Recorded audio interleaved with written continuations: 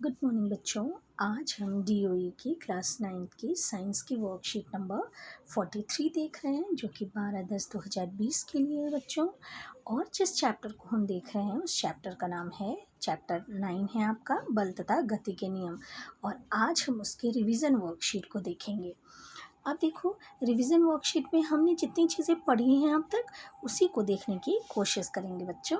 तो यहाँ देखो, जो सबसे पहले दिया हुआ है क्या कि बल किसे कहते हैं। तो बल क्या है? खींचना या धक्का देना क्या कहलाता है? बल कहलाता है।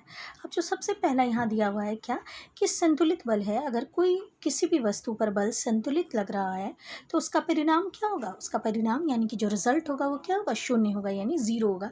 जैसे कि मान लो ये कोई बॉडी है, वस्तु है, इस पे देखो इधर की तरफ से 5 न्यूटन का बल लग रहा है और इधर की तरफ से भी 5 न्यूटन का बल लग रहा है। तो क्या होगा? ये वस्तु कहीं नहीं खिसकेगी, ये यहीं पर रहेगी। क्यों? क्योंकि दोनों तरफ से बल क्या लग रहे हैं? एक ही समान है मात्रा बल की, 5 न्यूटन, और दिशा जो है वो विपरीत है। तो इस पे कौन सा बल लग रहा है? संतुलित बल लग रहा है। इसीलिए इस बल का जो मान है, परिमाण है, वो क्या हो जाएगा? शून्य हो जाएगा, ज़ीरो हो जाएगा। अब देखो, हम सेकेंड वाले इसको देखते हैं। सेकेंड वाला क्या कह रहा है पॉइंट? यहाँ कह रहा है असंतुलित बल, यानी कि जब किसी वस्तु पे बल असंतुलित लग रहा होता है तब उसका परिमाण क्या होता है? परिणाम क्या होता है? रिजल्ट क्या होता है? रिजल्ट ज़ीरो से बड़ा होता है। जैसे कि मान लो सेम एग्जांपल हम लेते हैं। जैसे यही बॉडी है, हमारी वस्तु है, इस पर मान लो इधर की तरफ 5 न्यूटन का बल लग रहा है और इधर की तरफ कितने न्यूटन का बल लग रहा है? 6 न्यूटन का बल लग रहा है। अब बल यहाँ पर क्या है? बल असंतुलित है। इधर की तरफ कैसा लग रहा है? कम बल लग रहा है, और इधर की तरफ क्या लग रहा है? इधर की तरफ जो व्यक्ति है वो ज़्यादा बल लगा रहा है, या जैसे भी इधर की तरफ से ज़्यादा बल लग रहा है। तो हमारा जो बल का परिणाम क्या होगा? वो 1 न्यूटन होगा। और किधर की तरफ होगा? इधर की दिशा में होगा। क्यों? क्योंकि इधर की दिशा में ज़्यादा बल लग रहा है। तो जब भी असंतुलित बल होगा तो उसका क्या होगा? उसका जो कुछ ना कुछ रिजल्ट होगा, और रिजल्ट क्या होगा? वो जो बल होगा वो बल क्या होगा? शून्य से यानी ज़ीरो से बड़ा होगा। ठीक है, चलो अब थर्ड वाले पॉइंट को हम देखते हैं। थर्ड पॉइंट कह रहा है कि बल का मात्रक क्या है। तो आपको बार बार आपको ये चीज़ बिल्कुल नहीं भूलनी है कि बल का मात्रक क्या है? न्यूटन है, न्यूटन। या फिर हम उसको लिख सकते हैं क्या? केजी मीटर प्रति सेकेंड स्क्वायर में। ये सब आपने पढ़ा हुआ है। आप देखो, 1 न्यूटन को हम कैसे बता सकते हैं? अब आप जानते हो कि बल बराबर होता है, F बराबर क्या होता है? द्रव्यमान गुणे त्वरण। अब देखो, तो 1 न्यूटन को हम कैसे बता सकते हैं? तो 1 न्यूटन होता है कि जब कोई बल 1 केजी द्रव्यमान वाली किसी वस्तु में 1 मीटर प्रति सेकेंड स्क्वायर का त्वरण उत्पन्न करे तो हम उसको कहते हैं क्या? 1 न्यूटन का बल कहते हैं। ठीक है, अब देखो, इसको ऐसे हम समझेंगे क्योंकि अगर हम हमारा जो द्रव्यमान है वो कितना हो? 1 केजी अगर द्रव्यमान हो और त्वरण कितना हो? 1 मीटर प्रति सेकेंड स्क्वायर का, अगर उस वस्तु में 1 केजी की वस्तु में अगर 1 मीटर प्रति सेकेंड स्क्वायर का त्वरण उत्पन्न किया जाए तो बल बराबर कितना हो जाएगा? बल बराबर हो जाएगा 1 न्यूटन।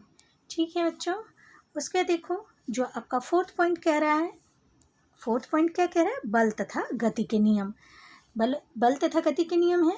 तो हम देखेंगे कि कितने होते हैं। न्यूटन ने गति के नियम दिए थे और वो 3 नियम था। पहला नियम, दूसरा नियम और तीसरा नियम। आपने सारे नियम पढ़े हैं। तो आओ देखो, हम पहले नियम को देखते हैं। पहला नियम क्या कहता है? पहला नियम कहता है कि प्रत्येक वस्तु अपनी स्थिर अवस्था या सरल रेखा में एक समान गति की अवस्था में बनी रहती है जब तक कि उस पर कोई बाहरी बल कार्यरत ना हो। ये हमने जड़त्व का सिद्धांत देखा था। यही जो गति का पहला नियम है, यही जड़त्व का पहला सिद्धांत है। वो ये कहता है कि वस्तु क्या अपनी अवस्था को वस्तु बदलना नहीं चाहती है जब तक कि उस पर कोई असंतुलित बल ना लग जाए, कोई बल ना उस पर लग जाए। कैसे? अगर वस्तु चल रही है तो वो चलती ही रहना चाहती है, अगर वस्तु रुकी हुई है तो अपनी रुकी हुई अवस्था को वो बनाए रखना चाहती है। अब देखो, यहाँ दिया हुआ है, तो यही है जड़त्व। और जड़त्व क्या करता है? जड़त्व में वस्तु जो होती है वो अपनी अवस्था में परिवर्तन का क्या कहती है? विरोध करती है। जैसे कि देखो, ये एग्जांपल दिए हुए हैं, हमने इसको पहले भी पढ़ा हुआ था कि जैसे कोई व्यक्ति देखो यहाँ गाड़ी चला रहा है, देखो स्टीयरिंग है, यहाँ गाड़ी चला रहा है ये, और अचानक से उसे ब्रेक लगाना पड़ जाए तो देखो ये झटका खाता है, आगे की तरफ जाता है ना? क्यों? कि हमने इसको पहले भी जाना हुआ है कि ऐसा इसलिए होता है कि जब वस्तु चल रही है, जब ये गाड़ी चल रही है तो इसकी जो बॉडी है, शरीर है, वो भी इसके साथ क्या है? गतिमान है। लेकिन जैसे ही अचानक रुकी गाड़ी, तो ये जो नीचे का हिस्सा है, नीचे का हिस्सा तो रुक जाएगा, लेकिन ऊपर का हिस्सा जो है वो गतिशील अवस्था में बने रहना चाहेगा, और इसीलिए जो आगे का हिस्सा है वो आगे की तरफ झटका खाएगा। ठीक है, उसके बाद देखो, आप जानते हैं कि जड़त्व जो है वो द्रव्यमान की माप होती है, यानी कि ज़्यादा द्रव्यमान होगा तो जड़त्व ज़्यादा होगा, कम द्रव्यमान होगा तो जड़त्व कम होगा। आप जानते हैं जड़त्व समानुपाती होता है द्रव्यमान के। उसके बाद देखो, जो गति का दूसरा नियम है वो ये कहता है कि किसी भी वस्तु में संवेग में परिवर्तन की दर उस पर लगने वाले असंतुलित बल की दिशा में बल के समानुपातिक होती है। ये भी हमने पढ़ा था वर्कशीट में। तो क्या होता है, जो संवेग होता है वो क्या होता है, संवेग में जो परिवर्तन की दर होती है, देखो इसको हम ऐसे लिखेंगे, जो हमारा हमने देखा था कि F बराबर क्या होता है, F बराबर होता है mv minus mu upon T. अब इसको हमने क्या किया था, m कॉमन ले लिया था और v minus you upon T लिख दिया था। और v minus you upon T बराबर क्या होता है, a होता है, त्वरण होता है। इसीलिए f को हम लिख सकते हैं कैसा, f को हम लिख सकते हैं m इंटू a के बराबर लिख सकते हैं, है ना। ये हमने पीछे की वर्कशीट में जाना था। तो इसी को कह रहा है कि बल के समानुपातिक क्या होता है, बल के समानुपातिक होता है संवेग में परिवर्तन की दर। और जो संवेग होता है वो भी बल के समान ही एक सदिश राशि होती है। तो इसकी दिशा किधर की तरफ होती है, जिधर की तरफ असंतुलित बल की दिशा होती है उधर की तरफ ही संवेग की भी दिशा होती है। अब संवेग का मात्रक क्या है, ऐसा ही मात्रक है क्या, kg मीटर प्रति सेकेंड या किलोग्राम मीटर प्रति सेकेंड। और आप जानते हैं कि जो गति का दूसरा नियम है वो बल का फॉर्मूला भी देता है हमारे, यानी कि F बराबर द्रव्यमान गुणे त्वरण भी देता है, ठीक है। उसके बाद बच्चों देखो, ये है हमारा तीसरा नियम, गति का तीसरा नियम, जो कि कहता है कि जब एक वस्तु, यहाँ देख रहे हैं बच्चों, जब एक वस्तु दूसरी वस्तु पर बल लगाती है तो दूसरी वस्तु भी पहली वस्तु पर वापस बल लगाती है।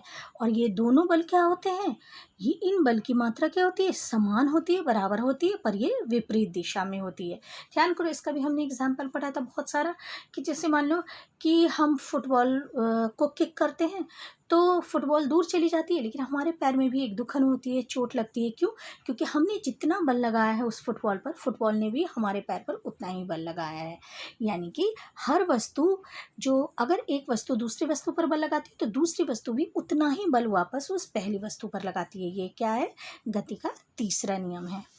उसके बाद देखो, उसके बाद हमने जो कल वाली वर्कशीट में पढ़ा था, पीछे वाली वर्कशीट में, मतलब हमने पढ़ा था क्या, संवेग संरक्षण का नियम, सिद्धांत। ये सिद्धांत क्या कहता है, ये सिद्धांत कहता है कि दो वस्तुओं का कुल संवेग टकराने की प्रक्रिया में अपरिवर्तनीय या संरक्षित रहता है। अब देखो यहाँ इसके कहने का क्या मतलब है, कि जैसे यहाँ देखो, इस एग्जाम्पल से और अच्छे से देखो, यहाँ दिया हुआ है कि दो वस्तु है, मान लो कि वस्तु MA और दूसरी वस्तु MB, जो टकराने से पहले इस MA का वेग क्या है, UA है, और दूसरे का वेग क्या है, UB है। अब जब ये टकरा जाती हैं तो जब ये टकराती हैं तो ये दोनों एक दूसरे पर क्या लगाएंगी, बल लगाएंगी। अब ये जो बल लगाती हैं तो आपको इनका फिर टकराने के बाद इनका संवेग क्या हो गया है, पहली वस्तु का संवेग हो गया MAVA और दूसरी वस्तु का संवेग हो गया MBVB। तो ध्यान रखना है कि जब वस्तु टकराती है तो वस्तु का संवेग, जो दो वस्तु टकराई है उन दोनों के संवेग का जो जोड़ होगा वो टकराने के बाद उनका वेग बदला है तो उनका संवेग बदल गया है। तब भी क्या होगा, जो दोनों के संवेग का जोड़ होगा टकराने के बाद, वो टकराने से पहले जो संवेग है दोनों का संवेग उसके जोड़ के बराबर होगा। यानी कि देखो यहाँ दिया भी हुआ है आपके, देखो MAUA प्लस MBUB, यानी टकराने से पहले वस्तु का संवेग, ये दूसरे वस्तु का संवेग, इस दोनों के संवेग का जोड़ जब टकराने के बाद इनके संवेग बने हैं क्या, MAVA और दूसरा बना है MBVB, तो इस दोनों के संवेग के जोड़ के बराबर होगा। इसी को हम कहते हैं संवेग संरक्षण का सिद्धांत, ठीक है। यही हमने हमारे चैप्टर में बल तथा गति के नियम में पढ़ा था। तो आओ हम क्वेश्चंस को करते हैं बच्चों। तो पहला क्वेश्चन है, एक इकाई बल या न्यूटन को परिभाषित कीजिए। तो अभी हमने देखा था, ये देखो ये दिया हुआ है आपके बच्चों, ये है एक न्यूटन जब कोई बल 1 केजी द्रव्यमान वाली किसी वस्तु में 1 मीटर प्रति सेकंड स्क्वायर का त्वरण उत्पन्न करता है तो उस बल को हम क्या कहते हैं? 1 न्यूटन कहते हैं। ठीक है, उसके बाद आओ सेकंड क्वेश्चन हम देखते हैं। सेकंड क्वेश्चन क्या कह रहा है? संवेग एवं बल के एसआई मात्रक लिखिए। तो देखो, संवेग का एसआई मात्रक है केजी मीटर प्रति सेकेंड, और बल का एसआई मात्रक है तो आप न्यूटन लिख सकते हो या लिख सकते हो केजी मीटर प्रति सेकेंड स्क्वायर। ठीक है, ये सेकेंड का आंसर हो गया। थर्ड क्वेश्चन को हम करते हैं बच्चों।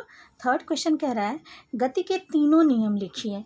तो आप ये अच्छे से जानते हैं, ये देखो आपके दिया भी हुआ है, गति के तीनों नियम दिया हुआ है। ये पहला नियम, ये वाला दूसरा नियम और ये तीसरा नियम, आप ऐसे ही लिख दोगे गति के तीनों नियम को। ठीक है, उसके बाद आपका फोर्थ क्वेश्चन कह रहा है गति के, देखो फोर्थ क्वेश्चन देख रहे हैं हम, गति के दूसरे नियम के कोई 2 अनुप्रयोग लिखिए। तो क्या है गति के नियम के कोई 2 अनुप्रयोग क्या होते हैं? देखो यहाँ पर दिया भी हुआ है, देखो कि जब जो बॉल जब क्रिकेटर पकड़ता है तो अपने हाथ को क्या करता है? पीछे कर लेता है। क्यों? ताकि समय बढ़ जाए और उसके हाथों पर, हथेली पर क्या हो? बल कम लगे। ठीक है, उसी तरीके से जब ऊंची कूद या लंबी कूद लगाते हैं जो खिलाड़ी होते हैं तो वो क्या करते हैं? सैंड यानी कि बालू के गड्ढे पे कूदते हैं ताकि समय, उनके रुकने में समय ज़्यादा लगे और ताकि उसके शरीर पे, उसके पैर पे बल कम से कम लगे। ठीक है, तो ये 2 एग्जाम्पल हो गए आपके। उसके बाद बच्चों फिफ्थ क्वेश्चन क्या कह रहा है? फिफ्थ क्वेश्चन कह रहा है जड़त्व को परिभाषित कीजिए। तो आप जानते हैं, देखो ये जो गति का पहला नियम है वही जड़त्व की परिभाषा भी है कि प्रत्येक वस्तु अपनी स्थिर अवस्था या सरल रेखा में एक समान गति की अवस्था में बनी रहती है जब तक कि उस पर कोई बाहरी बल कार्यरत ना हो। इस तरीके से बच्चों आपकी आज की वर्कशीट खत्म होती है। आई होप कि आपको समझ में आया होगा। Thank you.